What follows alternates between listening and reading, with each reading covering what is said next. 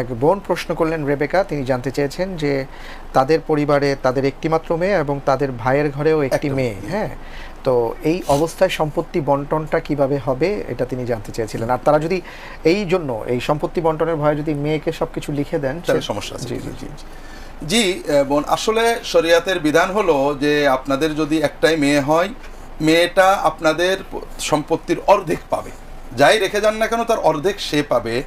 বাকি পাবে যদি আপনাদের অন্যান্য, যেমন আপনার ভাই থাকলে আপনার সম্পত্তির বাকি পেয়ে যাবে, ভাই না থাকলে ভাতিজা থাকলে পাবে, বা এরকম, বা পিতা থাকলে পাবে, চাচা থাকলে পাবে, আর একটা মেয়ে হলে সে অর্ধেক পাবে। ইসলামে এই ব্যবস্থার মূল ছিল যে এই যে মেয়ে অসহায় আপনি রেখে যাচ্ছেন, তাকে দেখাশোনা করবে কে? ওই চাচা, ওই ভাই বা আপনার চাচাতো ভাই, তারা তাকে দেখাশোনা করবে, এই স্বার্থেই তাদেরকে সম্পত্তিটা দেওয়ার ব্যবস্থা করা হয়েছিল। তবে দুর্ভাগ্যবশত আমরা আমাদের সমাজে ইসলামের যে সামাজিক এবং মানবাধিকারের মূল্যবোধ, এটা মোটেও নেই।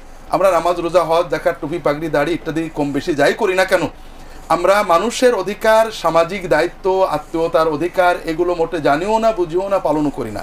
যে কারণে আমাদের সমাজে অসহায় এই মেয়েটা পিতা মারা গেলে চাচা বা চাচাতো ভাইয়েরা সম্পত্তি অর্ধেক ঠিকই নেয়, কিন্তু মেয়ের দেখাশোনার কিছুই করে না।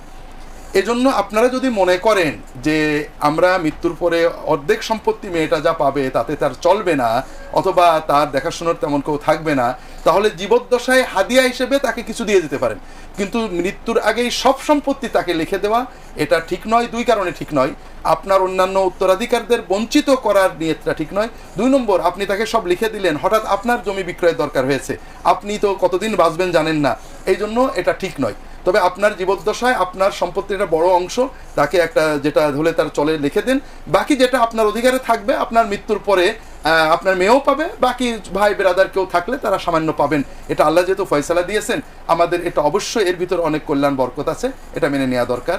আর আত্মীয় স্বজন যারা পাবে তাদেরও এ ব্যাপারে সচেতন হওয়া দরকার যে এই সন্তানের প্রতি আমাদের কি দায়িত্ব আছে। জি জি, ধন্যবাদ।